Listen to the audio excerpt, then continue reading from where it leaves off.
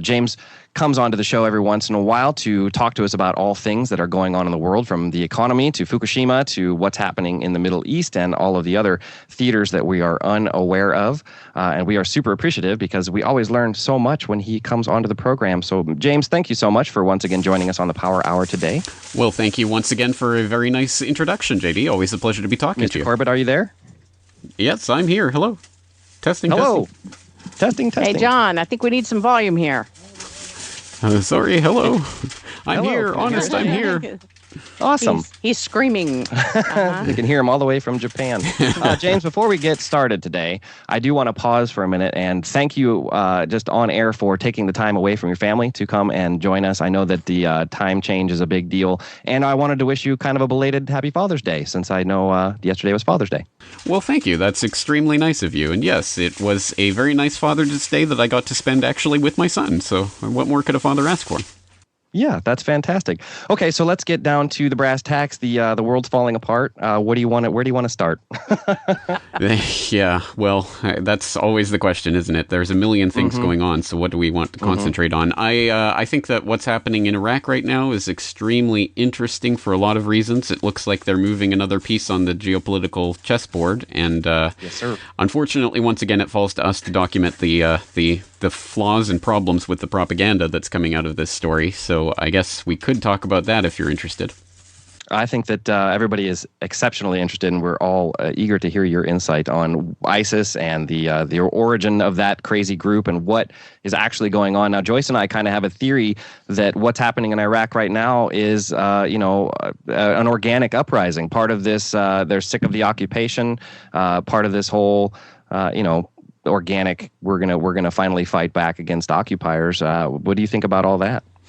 Well, I think it's important to understand, as you say, where ISIS comes from, also known as ISIL, the Islamic State in Iraq and Syria, sometimes Islamic State in Iraq and Al-Sham, Islamic State in Iraq and the Levant. It goes by some different names, but it was created in the early stages of the Iraq War, and immediately pledged its loyalty and fealty to Al-Qaeda. So they're part of the big bad terror boogeyman umbrella group, I suppose.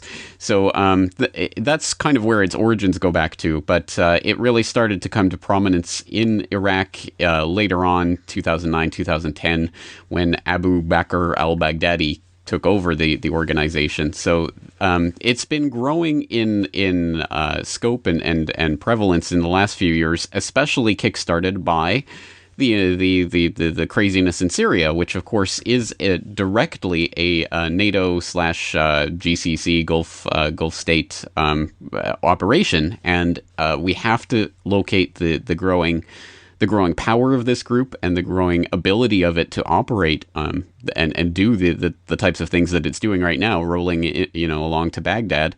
That has to be seen in the wake of the hundreds of millions, presumably billions of dollars now that has been funneled in through Syria in all of the various operations that have been going on there for the last couple of years. And there's an excellent piece up on the New Eastern Outlook. It's at journal-neo.org by Tony Cardalucci, who people might know from Land Destroyer Report, that goes through this. It's called NATO's Terror Hordes in Iraq, a Pretext for Syria Invasion. And in that, he notes, I'll just read a couple of sentences here. ISIS is the product of a joint NATO-GCC conspiracy stretching back as far as 2007, where U.S.-Saudi policymakers sought to ignite a region-wide sectarian war to purge the Middle East of Iran's arch of influence stretching from its borders across Syria and Iraq, and as far west as Lebanon and the coast of the Mediterranean.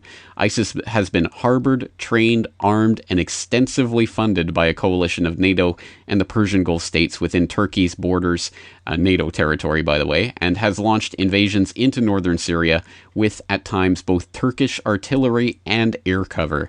So that's the real context that is, of course, not being reported to us right now. And we're being told that the CIA was taken completely by surprise when they started marching into Iraq and towards Baghdad. No one saw this coming, except, of course, the Lebanon Daily Star, which was actually covering back in March of this year. They had a story about ISIS leaving two of the provinces in Syria and heading eastward and towards Iraq, towards Raqqa province and the eastern outskirts of the northern city of Aleppo. So that was reported in the Daily Star, but apparently the CIA just couldn't possibly keep tabs on what was happening, and they had no idea this was coming. They don't have a subscription to that publication. So. Yeah. What about I've been reading a lot about the Saudi Arabia connection with all of this. Like, this kind of is maybe spurred or nurtured on by Saudi Arabia. Is there a connection there? There certainly is, because again, ISIS is one of these Wahhabist Sunni groups, which, of course, Wahhabism is a really a small splinter of Sunni Islam, but it has been harbored and really nursed into existence in Saudi Arabia and continues to be very much a Saudi influenced splinter of Islam, which is responsible for a lot of these terror organizations, Al Qaeda included.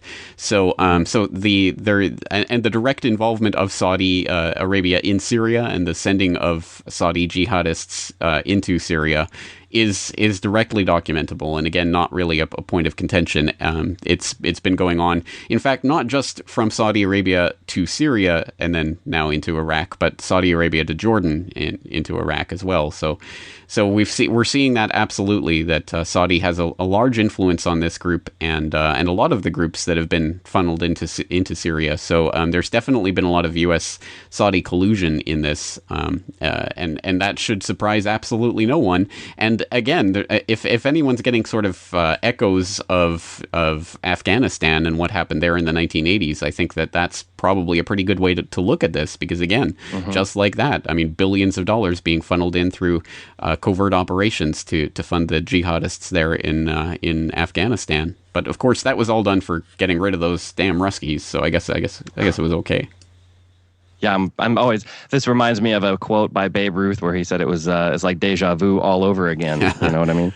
That's kind of how I feel. But okay, so when Joyce and I are having a lot of trouble getting our heads around the fact that Iraq supposedly has 800,000 to 1 million, regular infantry people in their army, and ISIS, so far, the numbers that we're seeing are fairly low, like 2,000. How is it that we're supposed to believe that the Iraqi troops are not able to handle such a small contingency? Is it just that they're so well armed or they're so well funded? How is that? That just seems like such a disparity in terms of volume of numbers. It really does, and it's made even more perplexing by the fact that there are now reports that 500 members of the Iranian Revolutionary Guard have actually been sent into Iraq to help the Iraqi forces as well. I think Iran is officially denying that at this point, but that's what boots on the ground are saying at this point anyway. So again, even more of a number disparity there. And you're right. I mean, it is pretty bizarre. And from what I'm reading in all of the reports, they are putting it down to the sort of funding and the coordination of this group. And they do all have those brand new matching Toyotas, and you can see them in their little convoys. So there's definitely funding to this group. They definitely have access to arms and vehicles and all of this that's helping them to do this. And supposedly this is what's really making the difference in terms of their advancement, and the fact that they're just so brutal, as we've been exposed to with all of these pictures of people being executed and things of that sort. You know what amazes me is that they could have become so strong in about 8 months' time, because they left and got a divorce from al-Qaeda in late 2013, according to Wikipedia. They were so bad that al-Qaeda kicked them out. Yes. I mean, they have gotten really good in just a few months, is all I can say. To be able to take over Tikrit, which is a town about the size of Kansas City, I mean, that would be hard to encircle Kansas City. And to do it with, and they've done now they've included the area the size of Indiana, from Syria and Iraq. And I think it's just too convenient now that we might as well just go ahead and go after Iraq, Syria, and Iran at the same time. Do you have any concern that might happen? Yes. I mean, again, there's so many different strands to this story that we're being told right now. And yes, part of it was Zarqawi putting out a message last year, kicking them out from Al-Qaeda. So that's one of those strands. And then another one is apparently they're saying they're trying to pin all the incredible funding that this group has on a bank robbery that they managed to do in Mosul that looted them $429 million, and they're supposedly saying this is where it's coming from, and now they're the best funded terror group in the world.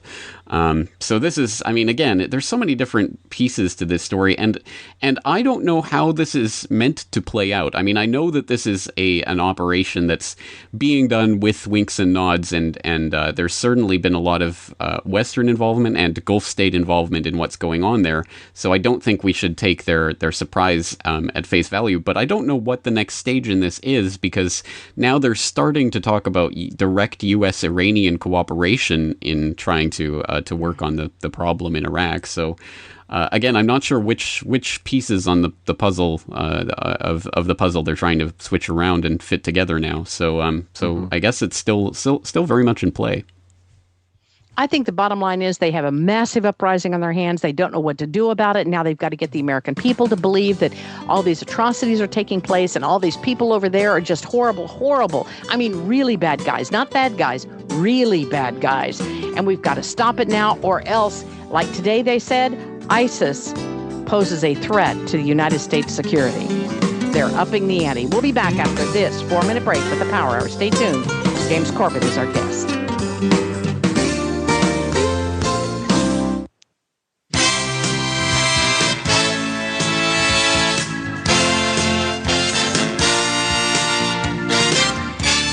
Welcome back to the Power Hour radio show. Ladies and gentlemen, it is 24 minutes past the hour. We are super fortunate speaking with Mr. James Corbett today. James, let's go ahead and kind of finish our discussion about Iraq. I want to know, in your opinion, we kind of already prefaced this by saying that we don't understand all the chess pieces that are in play right now, but if I had to pin you down and ask you to make a prediction, where do you think this whole situation is going to go in the coming weeks and months? Well, I mean, the obvious thing to say is that this is going to put Iraq once again in the crosshairs. And again, I don't know how that's going to play out, but definitely there's going to be more attention towards Iraq, and also the possibility. I mean, I wouldn't expect anything of the sort of like boots on the ground or something coming from the U.S. or the Gulf states. But again, the idea of U.S. working with Iran or other groups working together that you wouldn't necessarily expect is a pretty interesting development. And ultimately, I think that the something that's very likely to come of this is the splintering of Iraq. Finally and officially. We've talked about how the long-term plan in Iraq was always to divide it into 3 warring factions, and that was done fairly effectively. The Kurds, the Sunnis, and Shias in Iraq have been at each other's throats since the invasion, but I think that this might actually be the formal splitting of the country that we might be looking at, and again, we'll have to see how that plays out, but if it does, I mean, I think that's the real mission accomplished from 2003, 2004. I think that's what they were aiming at in the first place, and I think if that happens, then the neocons basically get their wish. You know, I'm glad you said since the invasion, because having talked with people from over there who said that the Sunnis and Shias lived together, had no problem with each other until the United States came in there. And then, of course, they started bombing the Shia this and the Shiite that. And then all the people were upset and they pitted one against the other. So I'm glad you said that it was only since the invasion of Iraq. I'm concerned about Russia, the lack of any information coming from Russia on all of this. Well, there has been a little bit. We had the Russian foreign minister, Sergei Lavrov, come out and said that the Iraq war had been a total failure, so that it was pretty much inevitable that this was going to happen. He said, "We are greatly alarmed by what is happening in Iraq. We warned long ago that the affair that the Americans and the Britons stirred up there wouldn't end well." So they've made an official kind of pronouncement on this at this point, basically. And there's a very, very bizarre and interesting story up on the Washington Post about this in the Washington Post blog section.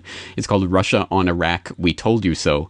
And if people get the chance, they should go and read this story, because it's written in a very strange manner, talking about how, those Russians saying "we told you so" on this.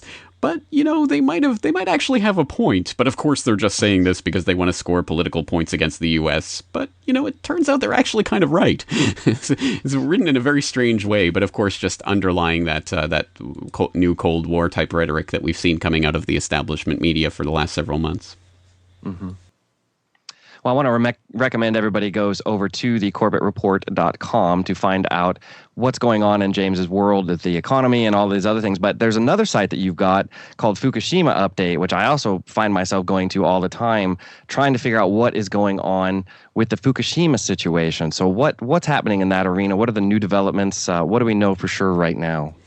Well, a couple of weeks ago, the Nuclear Regulatory Agency here, the NRA, the JNRA, to differentiate it from the American version, gave the go-ahead to TEPCO to start the so-called ice wall, to start putting up this ice wall around the 4 reactors that is supposedly going to prevent groundwater from flooding into the site and going through the site and becoming radioactive by being contaminated at the site. So basically, for those who don't know, what they're going to attempt to do is construct an ice wall underground that will freeze the earth around the plant so that the groundwater won't be able to flow through that section.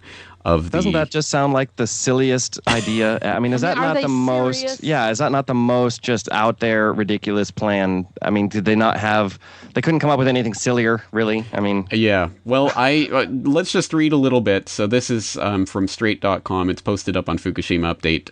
It says the ice wall project involves sinking tubes carrying coolant 1 meter apart, up to 30 meters underground, in a roughly 1.5 kilometer rectangular shape around the 4 reactors. The piped refrigerant at minus 30 degrees Celsius, I have no idea what that is in Fahrenheit, sorry, would freeze groundwater and create an impervious 2 meter thick soil wall. So a lot of metric measurements there, but I think you get the idea. And yes, I mean, basically the idea is that they're going to be able to maintain this ice wall for what? A century, a couple centuries, a couple millennia. I mean, how long is this? Yeah, exactly. Yeah. It is pretty ridiculous. And given that they couldn't even get the reactors to work properly, I'm pretty sure that this isn't going to work properly either. We'll be back after this 3-minute break. Stay tuned to the Power Hour. CorbettReport.com. Stay tuned.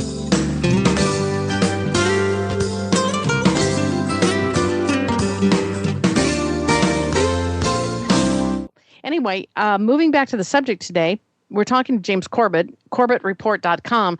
And if you go to his website at CorbettReport.com with 2 T's, you can look at the interview with Joanne and James Moriarty. He did a really excellent interview regarding, and also with Faraj Mufta that was on there.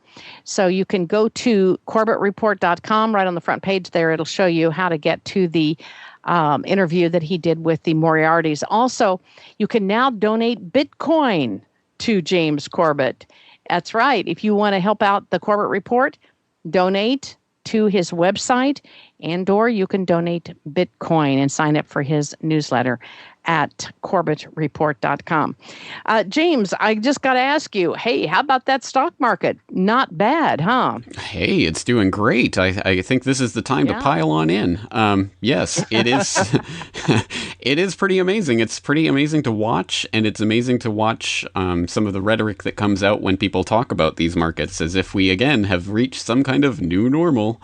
This is the new economy. So look at this. Everything's up, but not only up, it's up much further than we ever thought was going to happen. And of course, at the beginning of the year, people were thinking, this is going to be, there's definitely going to be a decline. Well, we saw a bit of a decline on the Dow Jones today, but not very much. And we've seen record after record being set by the S&P and the Dow Jones in recent weeks. So it's just one of those things that just defies explanation unless you look at the root cause of what's happening in the American economy with QE3 and the continuing pumping of tens of billions of dollars into the banks, basically to capitalize their and take their toxic assets off of their books. And once again, we see bank holdings and bank loans continuing to skyrocket. Bank profits continuing to skyrocket, even as loans aren't actually increasing that much. So every metric that you look at shows the disconnect between what's happening in the equities markets and what's happening in the economy.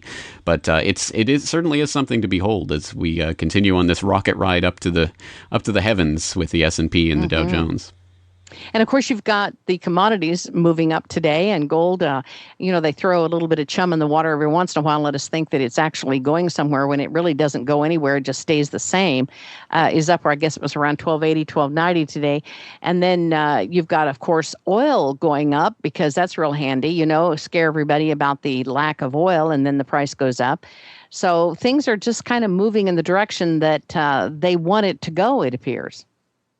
No, that's exactly right. It continues to move along in that direction, but as we've talked about many times, it really is the question of when the music stops playing on this game of musical chairs. And again, that's really just a calculation that's going to be reached probably through geopolitical machinations. Again, when this happens, and when we start to see the piper starts to want to be paid, I think we're going to see the geopolitical ramifications of all of this, and that's when that's obviously the most worrying time of destabilization, and when we would look for some sort of war to take place. I mean, that's exactly what the conditions that really led to World War I and World War II. And unfortunately, we're sitting on a very similar terrain right now. And I don't want to put it in an alarming way, but I think it's realistic to take a look at the ways that this could shape into some sort of total war that might be used as the excuse for whatever economic collapse is coming.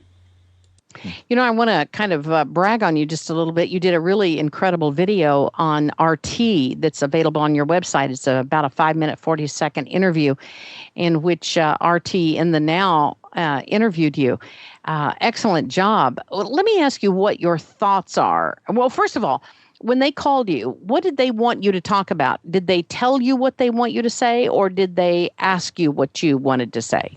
No, I was just told that they wanted to talk about the recent Asia Defense Forum and some of the comments that had been made there by the U.S. and whether this was kind of a militarization, move to militarization in the Asia Pacific. And do they give you any? Do they tell you do they give you any coaching when you come on the air? Absolutely not. I've never been told what to say or how to say it. And in fact, I didn't even have any clue how long that segment was going to be when they were asking me the questions. So I had no idea if I was going overtime or not. But it seemed to work out. Of course, they can always cut it out whenever they want to do if it's not a live interview. But I guess it is live on that one. Your thoughts on what's happening with China now? Again, when we look at it militarily, it's hard to look at this in any other way than the sense that China is being encircled militarily. I mean, if we're going to look at it from the perspective of just the military engagements and the naval agreements that are being reached in the region right now, it would be almost impossible to look at it in any other light. And I will direct the listeners over to the blog of my friend and partner, Brock West of Asia Pacific Perspective. We do a monthly video series on these types of issues, and he just posted up there on apperspective.net today the U.S.-Australia military alliance against China, talking about Tony Abbott and Barack Obama's recent conference, hubbub, whatever you want to call it, where Abbott wants to assure the president that Australia will be an utterly dependable ally of the United States. Again, with the unspoken assumption of this, again, that this is being directed towards China, because once again, it was actually made explicit for the first time in the Asia Defense Forum recently that took place in Singapore, where Secretary of Defense Hagel came out and explicitly stated that China is a destabilizing presence in the region and something that will be a threat to security. So it's starting to become quite out in the open. And when you look at just all of the different commitments and agreements that have been signed in recent months and years, there's no question that there is a considerable amount of firepower that is now pointing directly at China. And China is no angel in all of this either. I would say that some of their actions, especially in the South China Sea, have been just completely menacing, and I think that plays into the situation as well. And of course, we have to look at what happened recently with Vietnam in that regard, and the placing of the oil rig in that disputed territory is a pretty bold move, and one of those moves that's attempting to create kind of a reality on the ground that can only be dissuaded by some sort of military action. So again, there's a lot of brinksmanship happening on both sides, and again, I think that plays politically into the bases of all of the people involved in these conflicts, and economically, of course, it, as always, continues to line the pockets of the fat cats in the military-industrial complex. Let's open up the phone lines. If you would like to talk to our guest today, James Corbett, the phone number is 855-995-6923, 855-995-6923, if you have a question or comment for James Corbett today. Bitcoin seems to be doing fairly well now. You've decided to go ahead and take it as a donation. Are you concerned? Do you have any concerns about the long-term use of Bitcoin or the government's control of Bitcoin? To be clear, I've been accepting Bitcoin for a couple of years now. I guess the donate Bitcoin button wasn't quite as prominent earlier, but I've been accepting it for a while. Yeah. So I did not realize that. Yes. So in the time that I've been accepting it, I've gotten, I think, almost 4 Bitcoin now. Almost up to 4. And most of that was back when it was down at $50 or something more like that, rather than 600, which it is now. So again, with Bitcoin, for me personally, I have not personally spent a single Bitcoin or even a fraction of a Bitcoin anywhere. So I have all of the Bitcoin I've ever been donated or has ever been sent to me. And for myself, I really do just see it as something that I'm just holding and seeing how it will interface with my life. I mean, even from a very practical perspective, it's very difficult for me to actually use these Bitcoin right now, even here in Japan, which everyone thinks is the cutting edge of technology. But I have, for example, I'm not proud of this fact at all. In fact, I just wrote an editorial about this for the International Forecaster. But I have an iPhone, which up until very recently had actually banned Bitcoin wallets from their app store. So unless you jailbreak your iPhone, there's no way for you to actually exchange Bitcoin through an app on your phone. You have to do it via web connection. So it has been very inconvenient and continues to be. And that's really, I think, the fundamental thing that you're driving at with that question is, I mean, they can't really suppress Bitcoin itself. It is a decentralized technology. Even if you shut down the internet, it could theoretically be done on paper with pencils and, copying down hashes and things. I mean, obviously it wouldn't happen that way, but I mean, it's an idea that can't actually be stopped. But having said that, of course, it's the connections between Bitcoin and the real economy is the pressure points. And we've seen all sorts of regulations. I mean, the IRS declaring it as a type of property, so you have to declare capital gains on every single Bitcoin transaction. I mean, these types of things can be the regulation that basically stop it ever being widely adopted. And again, those types of regulations, I suppose, are only as good as self-reporting, because Bitcoin, if not completely anonymous, can at least be pseudonymous and can be more or less difficult to track. And we can presume at this point, at any rate, the IRS probably isn't putting in millions of dollars in man hours into tracking down every Bitcoin transaction. But having said that, I mean, again, I do see some incredible blocks in the road for this becoming a widely used currency. And I thought that one of the most interesting takes I've read about this in recent months was a post. I wish I could find it again, because I'd love to be able to direct people to it. But I read a post from someone basically saying that Bitcoin's big problem is that they talk about it as a currency. And of course, that puts it in that realm of currency that's going to be in some way, I mean, governments are going to be interested in it. They're going to want to regulate it. We have central banks all over the world coming out with different policy papers on Bitcoin and what it means. But this paper that I was reading said, well, Bitcoin really should have just phrased itself as this is just some sort of tech transaction that's taking place. All it is bits and bytes. All it is sending someone some bits and bytes over the internet that says that they have this hash in their wallet or whatever, this hashtag number, and that's all it is, really. I mean, the fact that they frame it as a currency is the reason that it gets all of this attention. But if they simply phrased it as that, they could have probably gone under the radar in terms of government regulation for a lot longer than they did. Wow, that is an important lesson. Mm-hmm. I think for me, Bitcoin is like the canary in the coal mine for this whole decentralized dollar issue. A lot of people don't really understand that the dollars that we use, unless you're actually trading in cash, there's really not a lot of difference between those and a cryptocurrency, because 99% of it exists in computers, and it's we're already kind of in that realm. anyway. But, I look at things like Iceland, that has basically taken their national currency and created a Bitcoin that is independent to their country and that really ties together the idea of value and the Bitcoin. And that immediately crashed, by the way. Oh, did it really? It did. They launched it and they did an airdrop, quote unquote. So they gave every Icelander a certain number of these coins to launch it. Mm-hmm. And at the start, I can't remember what it was at, $20, $100, whatever it was. It seemed promising, but it was literally destroyed in about a week or something like that. And that was because the network was just too small, so it was prone to some basic attacks. It was very easily attacked and successfully. So Bitcoin, very, very much harder to attack in those types of ways because it's a much, much larger network with a lot more users.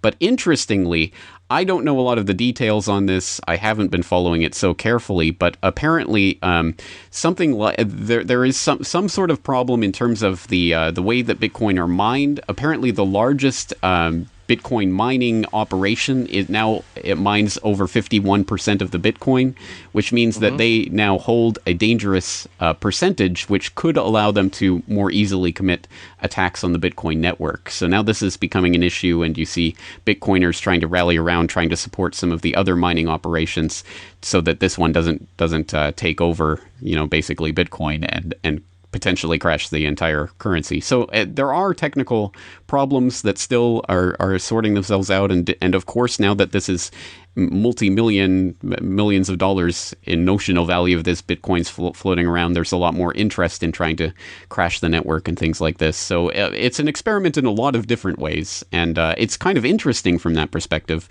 But yes, I mean, I don't think this is going to be replacing any currencies anytime soon. As an alternative that allows for electronic transaction over the internet, I think it's a promising experiment. But other than that, I wouldn't be putting a lot of faith in this as being some sort of replacement for currency as we know it. I guess for me, it's just the excitement of the idea that you can step away from the central bank. I guess to me is something that it's got to be done. We've got to make strides to make this stuff work. I'm not sure if, as I say, Bitcoin is going to be the long-term solution, but it's interesting that you are accepting Bitcoin. And I personally, if I had a service to offer, I'd be accepting Bitcoin also at this point. Is the paperwork, though, it make it almost impossible to justify doing it? Especially, I mean, is there a limit to how much, or is there a ceiling when you must begin reporting Bitcoin, or how does that work, James? Honestly, I've read some different takes on that from different people claiming to be, tax lawyers and things of that sort. And so I will leave it up to the people out there to sort out which advice they're going to listen to. There are some people who I think are just ignoring that completely when it comes to the U.S. government. But again, it's different in every country around the world. And of course, here I am in Japan, and the Japanese government has no such official ruling at this point. So interesting. Again, yeah. Okay. All right. We'll be back after this 3-minute break. Final segment with our guest today, James Corbett. Stay tuned. We'll be right back. This is Joyce. And J.D.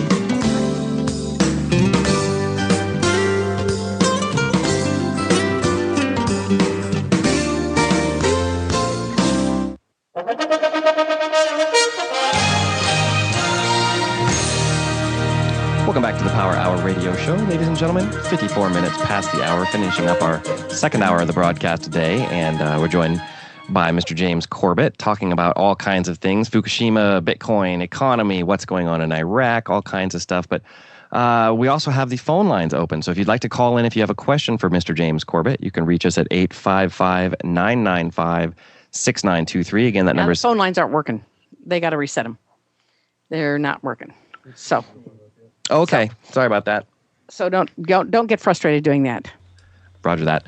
Okay, James, while we were on the subject of the Bitcoin and the financial stuff, I want to talk to you a little bit about just generally speaking the strength of the dollar around the world. We're hearing a lot about the BRICS, coming up with their own central bank. We've got all kinds of deals between China and Russia going on right now that looks like they're stepping away from the dollar. What are you hearing on your side of the world, and what are your thoughts on the continuing strength or the continuing demise of the dollar?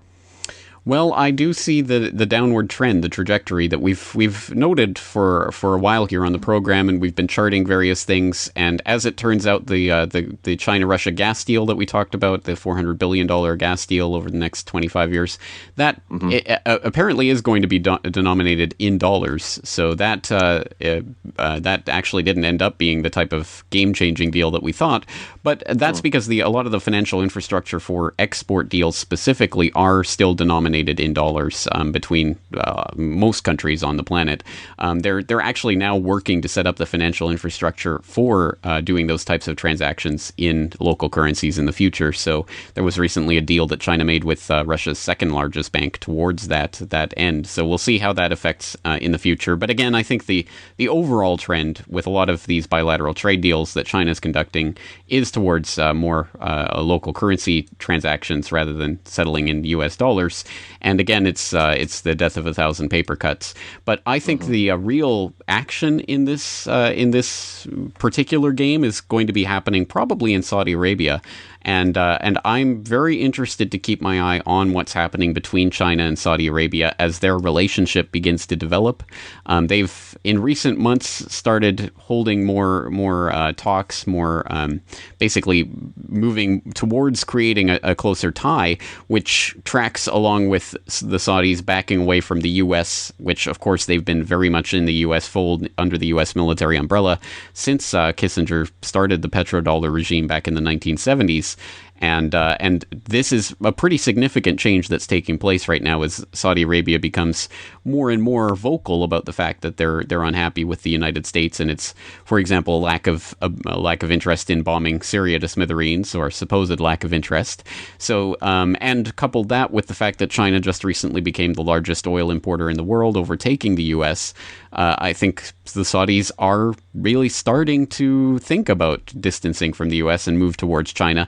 And if that process really starts to solidify, and if we see the Saudis really starting to move towards the BRICS bloc, then I think you have a pretty significant challenge to the dollar starting to develop. And again, it's at that point that you'd have to start to wonder if there would be some sort of military aggression taking place as a result, not necessarily on the table or above board because of those types of transactions. Of course, there would be some sort of other, maybe suddenly it would be discovered, oh, wow, look, ISIS is actually being funded by the Saudis. Now we have to go after Saudi Arabia. Maybe that kind of revelation would happen. But at some point, I think if there was a significant challenge, we would see some sort of military confrontation as a result.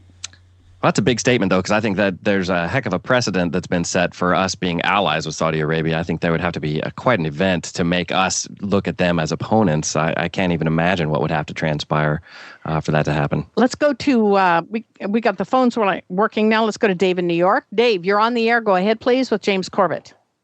Good morning. Morning. Just an observation.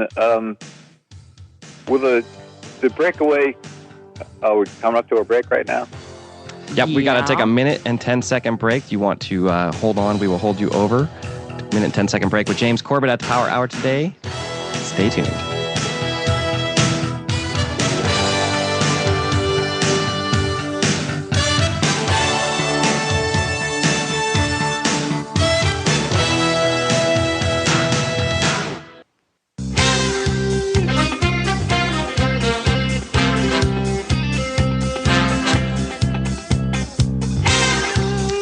Welcome back to the Power Hour, ladies and gentlemen. It is straight up top of the hour. We are speaking today with Mr. James Corbett.